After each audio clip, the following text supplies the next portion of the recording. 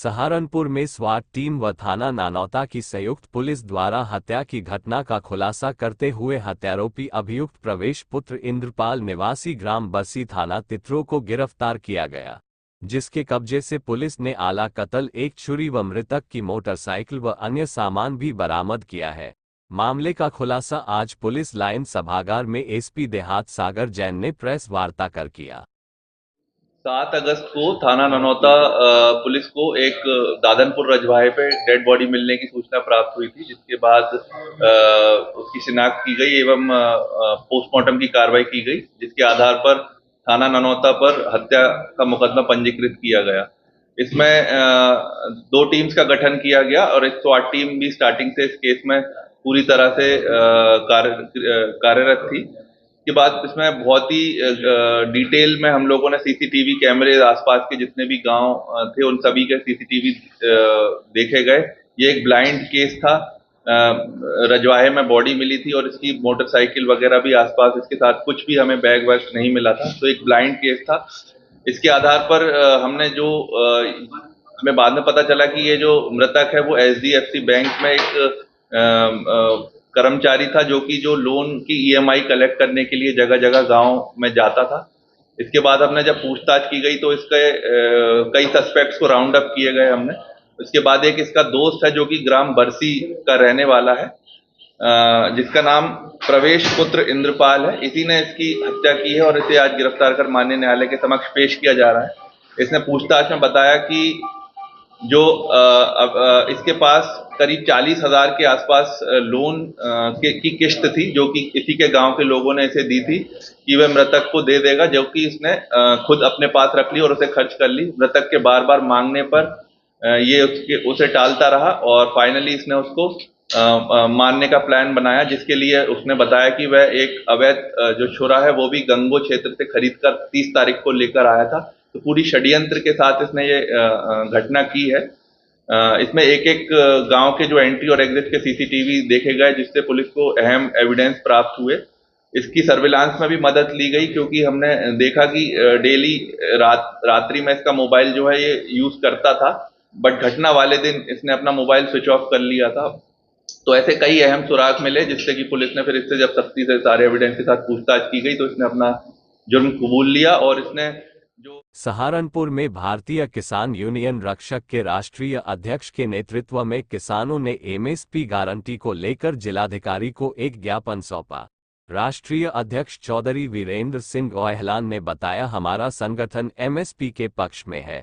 किसान जो फसल बेच रहे हैं उनके सही दाम नहीं मिल रहे हैं, इसलिए हमने एमएसपी लागू करने की मांग की है। कि मतलब पक्ष में है, एमएसपी होनी चाहिए बहुत जरूरी। किसानों को जो फसल बेच रहे हैं ये बहुत ही कम दामों में बिक रही है, इसलिए हम चाहते हैं कि हमें एमएसपी मिलनी चाहिए, बहुत जरूरी। और किन बातों को लेकर एक मामला यह है कि एक ड्रग इंस्पेक्टर ने अभी 5 दिन पहले दवाई पकड़ी थी, परंतु वो दवाई पता नहीं कहाँ गई, वो कार भी, वो दवाई भी, वो मुलजिम भी पता नहीं कहाँ गया, कहाँ नहीं। तो हम कह रहे जाँच होने की और उन्हें जो है मतलब दंड मिलना चाहिए। उन्होंने कहा आप लिख कर दो, मैं उस पर कार्रवाई करूँगा। नंबर 3 जो है किसानों की खतौनी जो है उन्हें संशोधन के नाम पे बहुत मोटा पैसा लिया जा रहा है। जब पटवारी ले रहे हैं किसानों को, मतलब खतौनी वो खराब कर नाम छोड़ दिया, ये छोड़ दिया, हिस्सा छोड़ दिया, तो बहुत बुरा हाल चल रहा है इस टाइम इसका। तो मैं ये कहता हूँ कि भाजपा सरकार में सहारनपुर में नवदृष्टि नवयुग प्रधान संगठन के अध्यक्ष संजय वालिया के नेतृत्व में आज एक ज्ञापन जिलाधिकारी के नाम सौंपा गया। संगठन के अध्यक्ष संजय वालिया ने आरोप लगाते हुए बताया कि हेपेटाइटिस बी के टीकाकरण के लिए बिना शासन के निर्देशन के एक प्राइवेट कंपनी को सहारनपुर सीएमओ के द्वारा ठेका दिया गया है। सहारनपुर में सरकारी अस्पताल व सरकारी धन की बंदरबाट सीएमओ के देखरेख में की जा रही है।